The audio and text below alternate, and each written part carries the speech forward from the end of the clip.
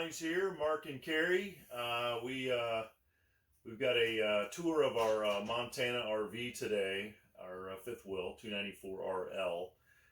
First, let me put a disclaimer out there. We do not post negative things, talk negatively. Very positive people. Most of the things we've shared with you on Instagram or now as we grow onto YouTube are positive and fun travel things that we do either by boat or by trailer or RV. But today we want to review a trailer that we bought, a fifth wheel, that we bought in the pandemic. And really want to share with you a lot of the frustrations we've had. Now, to back up and some history about us, this is not our first rodeo. I've been in trailers my whole life, several travel trailers experience. And our previous trailer before this fifth wheel was a Keystone Outback that, by the way, we were very happy with, which was a Keystone product. And we had one issue when we got it, the furnace didn't work, and they worked on it, and it never happened again. So super happy with that camper. So we made a big step up for us to go to a fifth wheel in Montana, and we were super excited about it. But fortunately, we've had lots of issues. So I'm going to start in the living room. We're going to walk through these one by one. I'm just curious if anybody else has had these. We'd love some feedback. And maybe some of them are just dumb things that we can't figure out. And we certainly love feedback on that. There are some different things on this fifth wheel that we didn't have in our previous trailers. But again, I'll walk you through them and see if you can help. One thing we just really crazy can't believe or dumb things like this. Like you can see the light coming through this shade. There's about 3 spots in our shades that like there's a fabric flaw, or you might not be able to see it very well with her light going there. By the way, Carrie, will you turn the video around and introduce yourself since you're the video? Hi all. So should have done that at the beginning. I apologize. So things like that just kind of bothers us. We just don't understand why the fabric wouldn't have been perfect. And if Keystone bought the fabric and it was a perfect, why didn't they have the manufacturer of the fabric replace it? So silly things. Another thing that just drives us crazy is this fireplace. Some of the Keystone Montanas have a full fireplace. This 294 RL is a little bit smaller, but you can see how it wasn't even centered. It's just, I would think that panel would fit in there all together, and we sit here in our recliners, and it's such a beautifully designed living room and kitchen. It just kind of drives us nuts that it wasn't centered better than that, but oh well. While we're standing here looking at it, everyone comments about how poor the TVs are. Yeah, I mean, the RV industry needs to figure out and bring a new platform of TV. It just... More to come on that later. You can hear our water pump running right now. As a matter of fact, that's what we've been working on this morning. That's our newest problem we're trying to figure out. And I haven't Googled it yet, and I'll share with you when we get to that, and maybe somebody can help me with that one too. So anyway, we'll move on from the fireplace. There's some things like that, but that's really not where our complaints lie. The first major complaint we had, by the way, Keystone, if you ever watch this, is there a way you can light up this compartment? We stuck this little silly light and our battery's dead already because you can't see in here when you're coming in the rig at night, even with the blue light. So you have to like none of the lights are situated to show light in here. So that would just be an upgrade. A lot of other great light locations. They've done a great job, but that would be a plus. 2 things right here in this area we're standing is first the thermostat she's zooming in on, and in a minute we're going to talk about the light that goes on the steps. This thermostat has been a nightmare. Now we camp all 4 seasons, and we've had this trailer now since Carrie helped me out. Was it August? August. So in August. So this is a 2021 Keystone Montana 294 RL. And we've had it since, so really, I guess 7 months, around 7 months, 8 months. 8 months. And we've kind of compiled some of these problems. We've been trying to get into the diller, and we haven't been successful. So right after we got it, this trailer must have been made during the shutdown. Northern Indiana trailer manufacturers shut down for a month or 2 months, and they weren't supposed to be selling them. They weren't making them, and and I'm assuming since we purchased this one after, possibly it was sitting in part of that process. That's a big assumption, but that's what I'm assuming. So the first problem we had was the thermostat. we would set the thermostat on 72, it would heat to like 64, 65. So there's a word for that in the heating and cooling industry. I can't think of it right now, but that stage difference was pretty real. So we could turn it up to 75 and we'd get 69. And it was stupid, but we kind of lived with it through the winter. But this thermostat is our second thermostat. Keystone was nice enough to send us a thermostat. If I take it apart, I can show you, but basically, it has the wires that plug in. But the configuration doesn't actually match the manufacturer specs, so we're not quite sure if it's wired incorrectly or what the specs that came with the new one. So the new one came with a piece of paper and how to install it, and they don't even match. We haven't got to that yet, but long story short, here's what was going on. We were able to manipulate it by turning it up higher. And then on our cold winter days, and this fifth wheel also has the heat pump built into the AC. So if it's 50 or above, we ran the heat pump. So we used this only when we had to, and we were able to manipulate it. Issue was, now we're in it's April 3rd, 4th. About a week ago, and we've been home now for a few days. The last time we use it every other week normally for our work and travel. And it just quit working completely. So we survived. We unfortunately we're dipping in below freezing, so we had to winterize, and we got home, and we have not gotten it to run since. Now maybe it'll kick on for a second when she does that, but it doesn't. It kicks on and tries to cycle, which would be like it's out of propane, or maybe there's a switch bat on it or something. But we've never had an issue with it. It's just been that issue of not heating the temperature. So this is the second thermostat, Carrie, right? So it actually, when we put this one on, it didn't do anything different. There's the water pump again.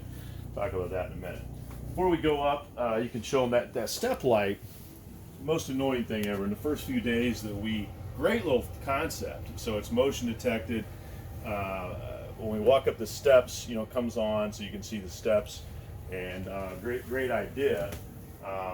That thing would blink on and off all night. We were not coming in and out of the rig.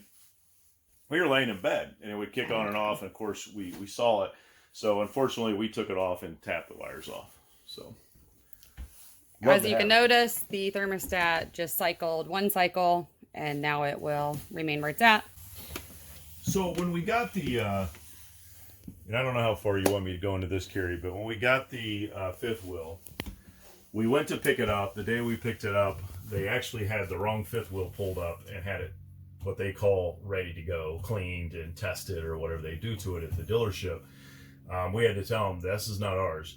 It was actually a higher end Montana. I'm sure we would have loved to keep it, but they would have figured it out at some point. So they had actually done a whole video tour of it because this was the one that we were supposed to be taking. And then Mark realized that's not even the one we were supposed to. So they retracted that video that they had sent us. They had the double syncs. I think it was, I don't know what it was, but it was. Did a new video, and we got ours. So they pulled ours up. We spent the day there with them, unfortunately. And they pulled ours up, and it had multiple problems. They had broke first of all, the main fuse was blown. They had broke a shear pin. A shear pin in the jack. And then this shower head that she just showed you, it was broke where the handheld shower head itself screws in. So it would constantly run water out. So we obviously didn't get to pick it up. And actually, so we didn't get to pick it up. We didn't get to take it. So they fixed the shear pin and the fuse. And then when we got to take it, they still didn't have the shower head in. Don't know why. So they're like, we can send you one, or you can bring it all the way back. Well, they're about an hour and a half from where we call home. So we decided, just not that big of a deal, I can do it. And so we did. They finally sent it to us like 3 weeks later. So we were using the trailer, weren't able to shower. And at this time, campground shower houses were open. It wasn't winter yet. So we got by anyway. So we got it, we installed it. No big deal really installing it. But then when we started to take a shower, we started to realize that the bottom of the shower wasn't caulked properly, or lack of. Matter of fact, and don't look too close at our caulk job, but I think it stopped. I think it stopped on the inside and outside about right here. And we've since caulked it, and I don't think it's leaking anymore, Carrie. You can comment on that. Yeah. But it was like, just ran out of caulk, and then, they did. The big issue is that it would leak out here, and then it was actually running under our slide. So I'm very concerned about damage under the floor and under the slide itself. Luckily, we were able to get it stopped, but the leaking did go under the base as well as under the slide. Show them that piece while you're down there. We have no idea what this piece is even hanging there. We're going to cut it off. We haven't. It's just half. That's common with campers, though. It just doesn't another thing in the shower, while we're on the shower, is it has a 1/4 inch gap to the back of the shower. The way they put it together, you can feel it if you put your hand up there. I don't know if you can see it, and that's probably not great because moisture is definitely going to get in there, and that's going to be a problem. There's our mysterious water pump. That, by the way, it has no water leaks at all anywhere on it, but it just runs constantly. So anybody has any idea there, help me out. Also, we're in here. This came this way. We did not. It's got 3 cracks in it.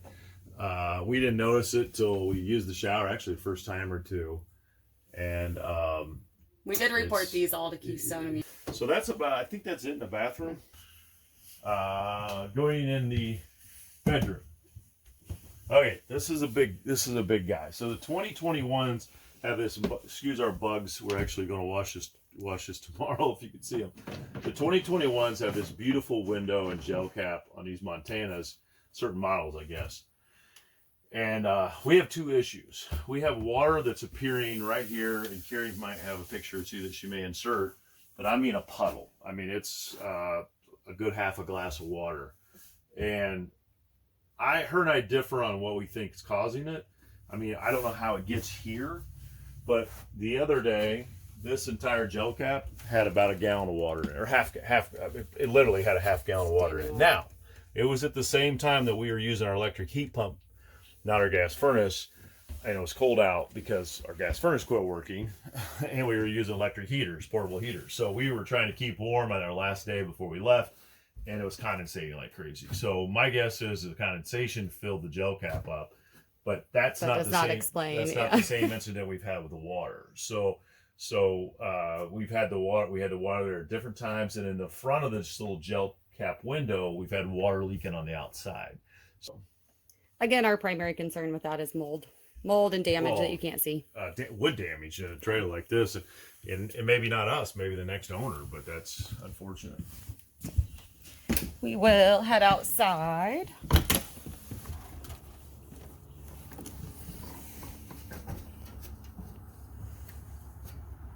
So the stairs are a bit of an issue. They're a great lightweight system, but you'll see this on other YouTube videos. We've actually researched it a little bit.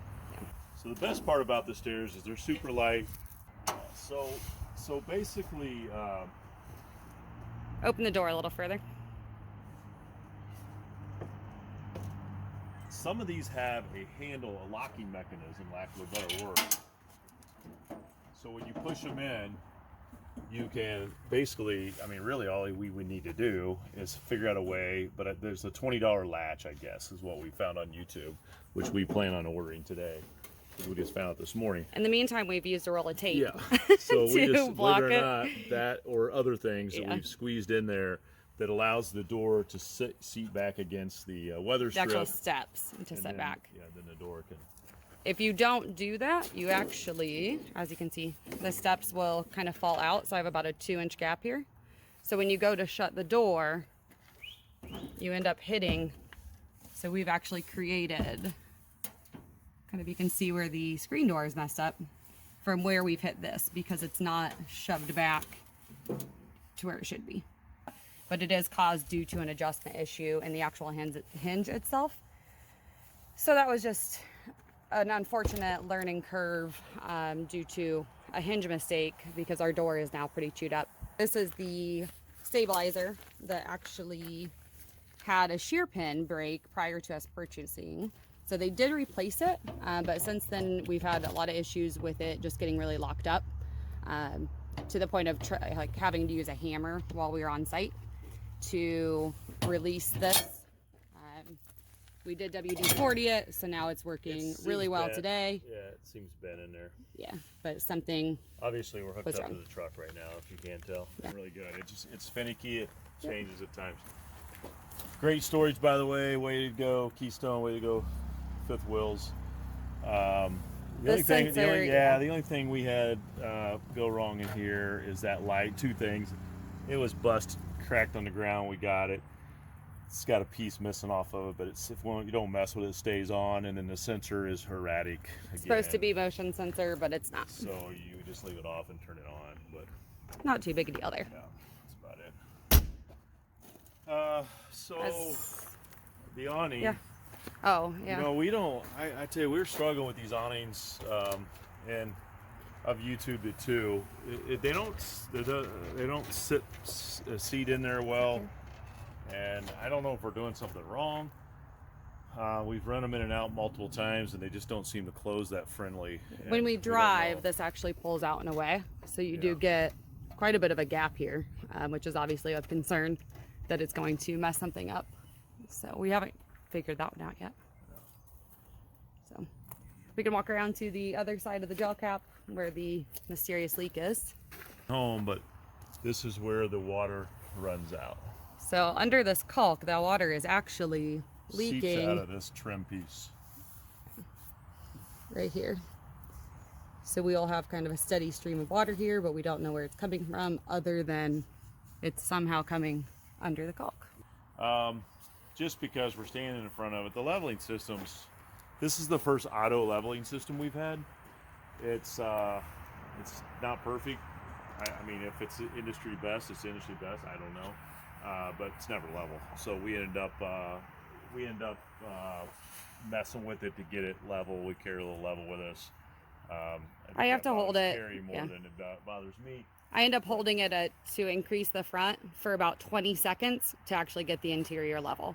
To me, that's just a bit extreme. I could see a little bit of play, but a solid holding of 20 seconds to get it to level out doesn't seem accurate when it's supposed to be auto leveling. So now, as I told you earlier today, we'll get to one of our bigger problems, and then you can review our list and see. We have a list of like how many items? 14, 15 items? Yeah. So I got the panel off to check the water the water pump earlier. That's why I was accessing here. And we were winterized before I did this morning, so I had to put the plug back in the hot water heater and made sure I got all the air out of it so there's some water in the ground. But when I was messing with everything, I noticed these just kind of tacky in my opinion. So where they drilled the hole in the plastic, which is actually a separate piece in here, this was literally laying underneath the water access department, and I'm like, really? I mean, whoever did it couldn't even just throw those on the shop floor and throw them away. But anyway. Oh well. So that's why this panel's down. If you want, Carrie, look at how this thing's heated. I mean, if you can get the inside where you can see the air, you can see the heat duct. It's supposed to be heating this area. And then see the air. See if you can go at this angle. You can see the outside there. Well, there you go, right there. So you can see outside there. If we go underneath, you're gonna see that this whole thing is mounted, in my opinion, totally incorrectly. So I'm assuming it's a wrong piece or they just, well, hang on, keep that right there. You'll probably see my fingers. Yep. So, yeah. Okay, so this piece here has one screw on it and probably should have four. But it also, this whole piece doesn't even fit the opening. But if you're under here, hold on.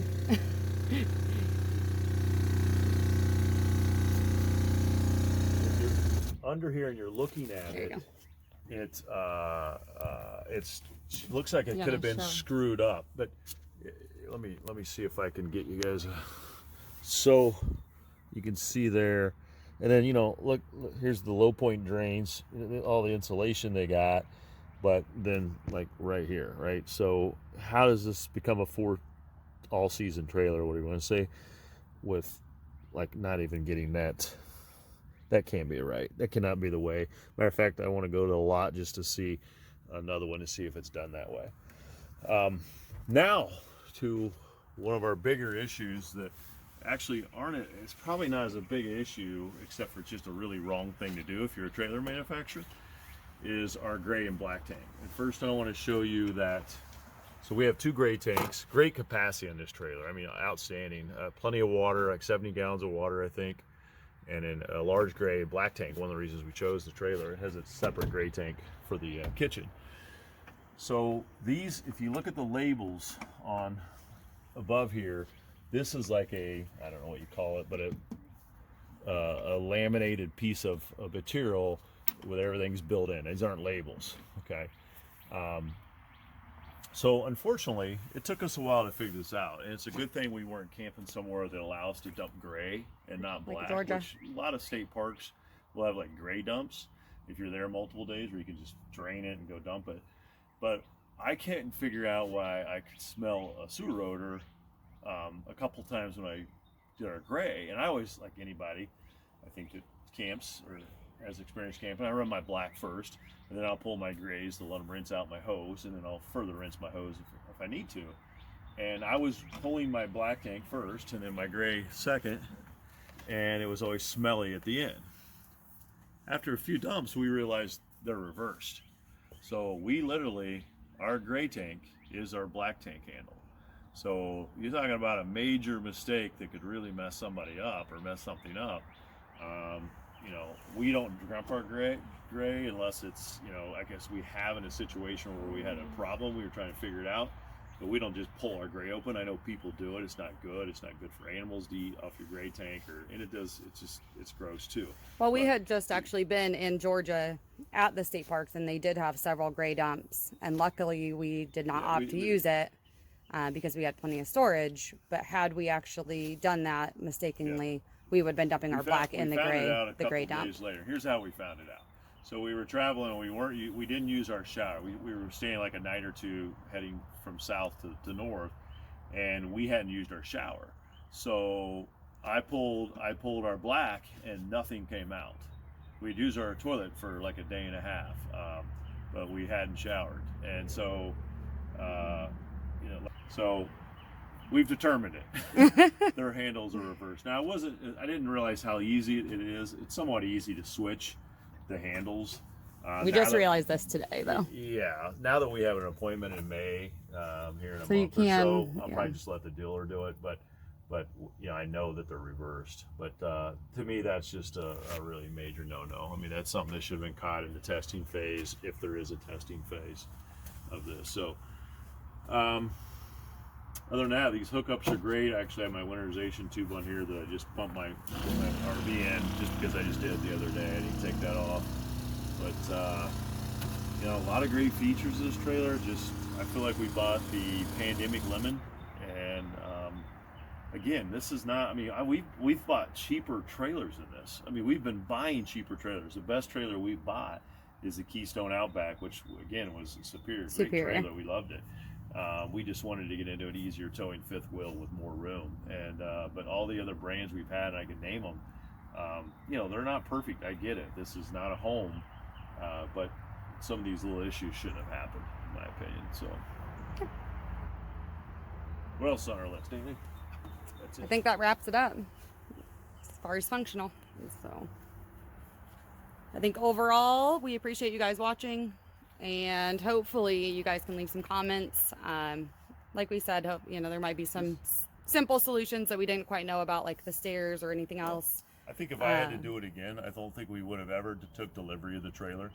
I think we would have spent more time investigating it there. We were kind of rushed. Well, we did pay for the pre-inspection. I think it was $600, and that's where I think they would have caught a lot of this, but they pulled up the wrong trailer. Yeah. So we should have waited, made sure or got confirmation that they had done the full pre-pickup inspection, waited for them to install the shower parts that were needed versus us waiting 3 weeks and not being able to use it for those 3 weeks. So just a learning lesson, I suppose. But yeah, but I mean, as far as what's on the market and availability, I mean, we'd probably buy it again, but we'd make the dealer fix everything, like we said, on site, and demand it before we paid them the money. So maybe that's the golden rule.